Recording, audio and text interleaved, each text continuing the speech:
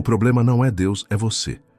Você já percebeu que às vezes a gente ora como quem está reclamando com Deus e não confiando nele? Tipo assim: Senhor, por que isso está acontecendo comigo? Logo eu, que sou dizimista, que fui ao culto domingo passado, que até deixei de xingar aquele motorista que me cortou no trânsito. Senhor, cadê o Senhor? A gente ora como se Deus fosse nosso funcionário. Mas deixa eu te contar um negócio aqui. Deus não trabalha para você. Deus trabalha em você. E às vezes o que está doendo aí não é o diabo atacando, é Deus moldando. Tem gente que fala: mas pastor, o diabo está furioso comigo. Irmão, o diabo nem sabe que você existe. Quem está mexendo com você é Deus, e ele está tentando chamar sua atenção. Só que você está ocupado demais com as suas próprias vontades para ouvir. A verdade é que quando a gente para de correr atrás de tudo e começa a correr para Deus, aí sim a coisa começa a mudar. E olha só, Deus não quer suas promessas de que dessa vez vai dar certo, ou que agora vai mudar de verdade. Ele quer o seu coração, porque ele sabe que, se o seu coração for dele, o resto ele alinha. Tem gente pedindo bênção, mas não quer obedecer. Quer livramento, mas não quer compromisso. Quer milagre, mas não quer cruz. E aí você me pergunta: então, pastor, por que Deus ainda me escuta? Porque Ele é bom, porque Ele te ama. E porque Ele ainda acredita mais em você do que você mesmo. Só que deixa eu te dar um alerta. A paciência de Deus é longa, mas o tempo da oportunidade passa. E o que Ele está querendo de você hoje é que você pare de fugir e comece a se render. Porque no fim das contas, não é Deus que precisa mudar, é você. Tem gente que ora pedindo bênção, mas não está nem um pouco preparado para recebê-la. Pede para Deus abrir uma porta, mas não arruma a casa. Pede um casamento abençoado, mas não larga o contatinho. Pede um ministério, mas não quer nem subir um degrau de responsabilidade. Irmão, entenda uma coisa: Deus não vai te dar algo que vai te destruir. Tem bênção que Deus segura, porque, se Ele entregar agora, você estraga tudo. Sabe por quê? Porque Deus não está preocupado com o que você quer. Ele está comprometido com o que você precisa. Você diz: Senhor, eu quero crescer. E Deus responde: então primeiro, aprende a ficar firme quando ninguém te aplaude. Você ora: Senhor, me usa. E Deus diz: então vamos tratar esse orgulho aí primeiro, senão você vai achar que o palco é seu. Às vezes Deus está demorando porque Ele está te preparando. A espera de Deus não é castigo, é cuidado. E tem mais: se você está em um momento em que nada está acontecendo, onde parece que o céu está fechado, que não sente mais nada, é aí que Deus está mais perto, porque quando Ele fica em silêncio, é porque está trabalhando em áreas que você nem sabe que precisam de conserto. Você já viu criança doente? Ela reclama, chora, se debate, mas o remédio só faz efeito depois que ela para de resistir. Com Deus é igual. Enquanto você estiver se debatendo contra o processo, o remédio não age. Então talvez a sua oração de hoje não tenha que ser: Senhor, muda minha vida. Mas sim: Senhor, muda meu interior. Me prepara para viver aquilo que o Senhor já preparou para mim. Porque no tempo certo, o que é seu vai chegar. Mas até lá, aguente firme e aprenda. Porque o que Deus constrói na dor, o diabo não derruba na facilidade. Você quer um milagre, mas não quer mudança. Vamos falar sério agora? Tem gente que vem para a igreja, ora, jejua, faz campanha de 7 semanas, de 40 dias, sobe monte, desce monte, tudo isso pedindo um milagre. Mas aí, Deus olha lá de cima e pensa: ué, Ele quer um milagre, mas não quer mudar? Deixa eu te contar uma verdade que pode doer um pouco, mas vai te curar. Deus não é mágico, Ele é Pai. E um pai que ama não entrega milagre para quem vai continuar com a mesma mente bagunçada. Porque o milagre pode vir, mas se a sua cabeça não mudar, você perde tudo de novo. Jesus curou um paralítico e depois disse: agora vai e não peques mais, para que não te aconteça coisa pior. João 5,14. Ou seja, o problema maior não era a enfermidade, era o comportamento. Você já pensou nisso? Talvez o que está te adoecendo não é o problema em si, mas como você está lidando com ele. A mágoa que você não libera, a ansiedade que você alimenta, a língua que você não segura, a relação que você não termina, a fé que você diz ter, mas abandona toda vez que Deus se cala. Deus é especialista em reverter diagnósticos, mas o que Ele quer mesmo é transformar vidas. E transformação não começa quando Deus faz algo por você. Começa quando você decide obedecer, mesmo sem entender. Tem milagre que está retido, sabe por quê? Porque Deus está esperando uma atitude sua. Lembra de Lázaro? Jesus podia ter ressuscitado ele com um estalar de dedos, mas antes ele mandou: tirem a pedra. Você está esperando o milagre? Então tira a pedra. Pedra do orgulho, pedra da incredulidade, pedra da desculpa, porque milagre nenhum acontece onde o coração continua endurecido. Seu casamento não é um erro, é um chamado. Vamos tocar num ponto que faz muita gente engolir seco: casamento. Tem gente que casou crendo que ia viver um conto de fadas, mas descobriu que a realidade parece mais um campo de guerra. Aí começa a pensar: será que eu escolhi errado? Será que casei fora da vontade de Deus? Será que ainda dá tempo de ser feliz, sozinho? Mas deixa eu te dizer uma coisa. Talvez o seu casamento não seja um erro. É uma missão. Você acha que casamento é para ser feliz? Claro. Mas antes de ser um lugar de prazer, casamento é um instrumento de santificação. É dentro de casa que a gente aprende a perdoar, mesmo sem vontade. É no casamento que a gente aprende a ceder, mesmo estando certo. É no convívio diário que Deus vai tirando as arestas, moendo o orgulho, tratando a impaciência e ensinando a amar de verdade. Tem gente querendo desistir do casamento porque acha que acabou o sentimento, mas quem vive só de sentimento morre de arrependimento. Porque casamento não é movido à emoção, é mantido por decisão. E antes que você diga: mas o meu cônjuge não muda, deixa eu te contar um segredo. Quem Deus quer mudar primeiro é você. Talvez o milagre no seu casamento comece quando você parar de orar para Deus mudar o outro e começar a orar: Senhor, muda em mim o que está atrapalhando o que é teu. E olha, eu não estou dizendo que é fácil. Não é. Mas Deus nunca prometeu facilidade. Ele prometeu presença. Então, antes de jogar a toalha, dobre o joelho. Antes de pedir separação, peça direção. Antes de falar com o advogado, fala com o Espírito Santo. Pode ser que o que hoje parece um fardo, amanhã vai ser o testemunho mais lindo da sua vida. Porque Deus ainda faz da água vinho. Mas primeiro, Ele precisa que você encha as talhas. Filhos não são peso, são propósito. Agora vamos falar de uma área que tira o sono de muito pai e muita mãe: filhos.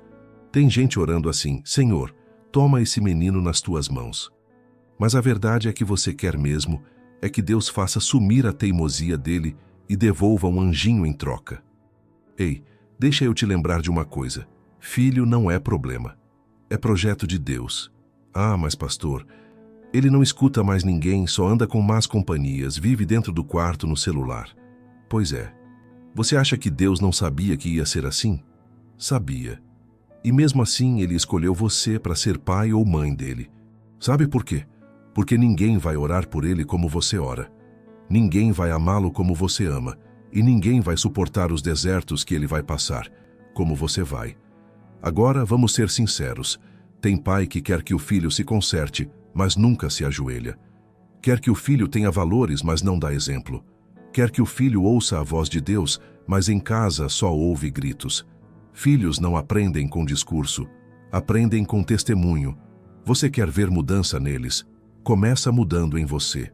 Ore com eles mesmo que façam cara feia. Leia a Bíblia com eles mesmo que finjam não prestar atenção. Abençoe-os mesmo quando parecem perdidos. E saiba, o filho pródigo voltou para casa, não porque sentiu saudade do mundo, mas porque lembrou que lá na casa do pai, até os empregados eram tratados com dignidade. Se hoje ele não ouve, amanhã ele vai lembrar. E quando lembrar, vai voltar. E quando voltar, vai encontrar você de braços abertos. Não desista. porque Deus não desistiu de você. E Ele ainda tem planos para essa geração. O propósito não é fama, não é cruz. Tem gente que vive dizendo, pô, pastor, eu quero descobrir meu propósito. Quero saber qual é o meu chamado. Quero fazer algo grande para Deus. Aí você pergunta, você está disposto a pagar o preço?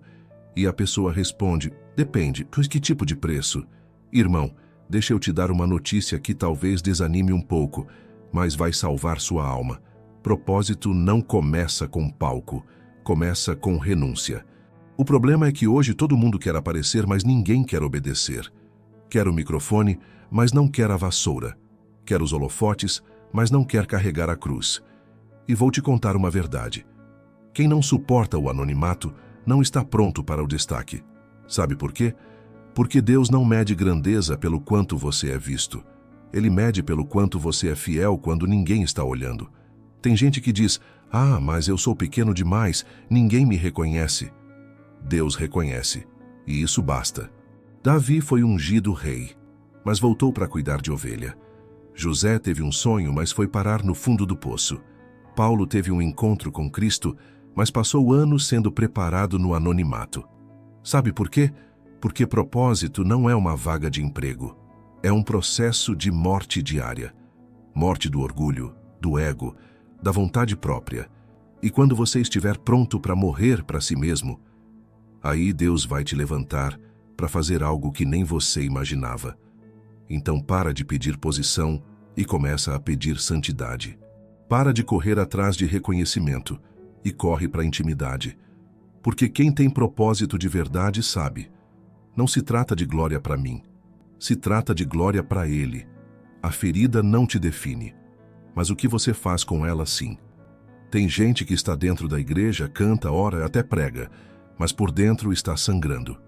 Ferido por palavras que ouviu, por traições que não esperava, por pessoas que deviam cuidar, mas feriram, por líderes que deviam abraçar, mas julgaram. E sabe qual é o problema? É que ao invés de tratar a dor, você acostumou com ela. Aprendeu a cantar com o coração partido, a sorrir com a alma cansada, a servir com o peito esmagado. Mas deixa eu te dizer uma coisa, com todo amor. Ignorar a ferida não faz ela desaparecer. E esconder não é a mesma coisa que sarar. Você pode até tentar seguir em frente, mas ferida que não é tratada vira raiz de amargura. E raiz de amargura contamina tudo que toca. Você começa a desconfiar de todo mundo. Começa a se fechar, perde a sensibilidade. E pior, começa a achar que até Deus te esqueceu. Mas Ele não esqueceu. Ele viu tudo, e mais do que isso, Ele sentiu tudo, porque a cruz não foi só para perdoar os seus pecados, foi para carregar suas dores também. Isaías 53 diz, verdadeiramente Ele tomou sobre si as nossas enfermidades e as nossas dores levou sobre si. Então, por que você ainda carrega o que Jesus já levou? Mas pastor, dói demais. Eu sei, mas tem cura. E ela começa quando você para de fingir que está tudo bem. Hoje Deus não quer que você seja forte. Ele quer que você seja sincero. Fala com Ele como você fala com um amigo. Chora se precisar. Seja honesto com a sua dor. Porque é nesse lugar de verdade que Deus derrama o bálsamo da cura. Você não vai viver a vida toda sangrando. Mas para isso, precisa deixar Deus tocar onde ninguém mais toca. Quando tudo parece seco, Deus está preparando um milagre. Tem hora que a vida parece um deserto. Não chove, não brota, não tem nada. Você ora, busca, pede, mas tudo continua seco. É como se Deus tivesse se escondido. Como se o céu tivesse fechado a torneira. Como se sua bênção fosse só uma miragem no horizonte. Mas deixa eu te contar algo que talvez você não saiba. É no deserto que Deus mostra o seu poder. Moisés liderou o povo no deserto por 40 anos. Jeremias profetizou que os desertos floresceriam. E Jesus, mesmo no deserto, foi fortalecido para a missão. Deserto não é lugar de desistência. É terreno fértil para a fé. Porque quando a gente já não tem mais saída, só sobra a Deus. E sabe o que Ele faz?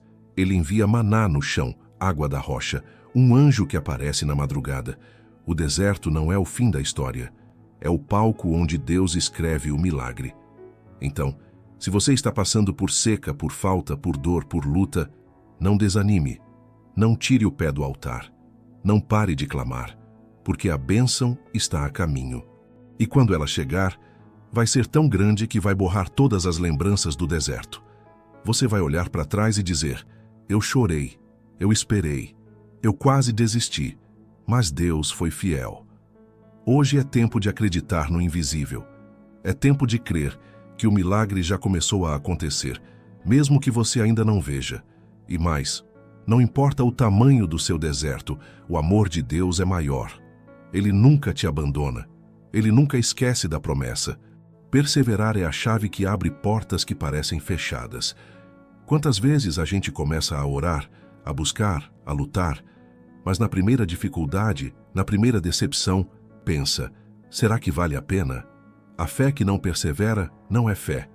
É um fogo de palha, que queima rápido e apaga fácil.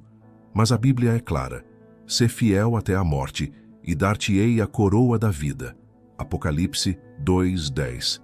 Perseverar é continuar firme, mesmo quando a estrada é longa. É manter o olhar no céu, quando tudo na terra parece desabar. É crer no milagre quando não tem ninguém para testemunhar. Você sabe por que Deus honra quem persevera? Porque a persistência revela o valor da sua fé. Quem desiste na primeira luta nunca conhece o tamanho do poder de Deus. E sabe o que acontece com quem persevera? A vitória vem, não porque foi fácil, mas porque foi fiel. As histórias que a gente mais admira na Bíblia são histórias de perseverança. José no cárcere, Daniel na cova dos leões, Paulo nas prisões. Eles não desistiram porque sabiam que atrás da dificuldade existe uma porta e que Deus está preparando o melhor para quem não perde a fé. Então, se você está cansado, abatido, com vontade de desistir, lembre-se, o milagre já está acontecendo nos bastidores. Deus está escrevendo a sua vitória, e um dia você vai olhar para trás e dar graças, porque não desistiu. O milagre não está longe, está esperando sua entrega. Você chegou até aqui, com o coração cheio, talvez com lágrimas nos olhos, talvez em silêncio, só ouvindo e sentindo. Mas entenda isso, você não chegou por acaso, não foi o algoritmo, não foi um vídeo sugerido, foi Deus. Foi Ele que te trouxe aqui, porque Ele conhece cada detalhe da tua caminhada. Cada lágrima que você engoliu para não preocupar ninguém. Cada oração que você fez baixinho, só para Ele ouvir. E Ele ouviu. Tudo o que foi dito até agora, sobre dor, casamento, filhos, propósito, deserto, cura, não foi só um discurso bonito, foi resposta, foi direção. Foi Deus te lembrando que Ele ainda está no controle. Mas agora chegou a hora mais importante, a hora de decidir. Você vai continuar tentando vencer do seu jeito ou vai entregar de vez nas mãos dele? Porque o milagre que você tanto espera, a cura que você tanto precisa, a resposta que você não encontra, não está longe. Está a uma decisão de distância. E essa decisão não é sobre ser perfeito, é sobre ser sincero, é sobre dizer: Deus, eu não consigo mais sozinho. Entra nessa história e faz do teu jeito. Você pode até ter chegado aqui cansado, mas vai sair fortalecido. Pode ter chegado sem esperança, mas vai sair cheio de fé. Porque Deus já começou a mover o que precisava ser movido. Ele já colocou anjos para trabalhar ao seu favor, e no tempo certo, que não é o seu, mas é o melhor, você vai testemunhar. Então, se essa palavra tocou o seu coração, não guarda para você. Faz o que um filho faz quando o pai responde à oração. Compartilha com quem você ama. Multiplica essa semente. E lembra, quem começou a boa obra na sua vida é fiel para completar.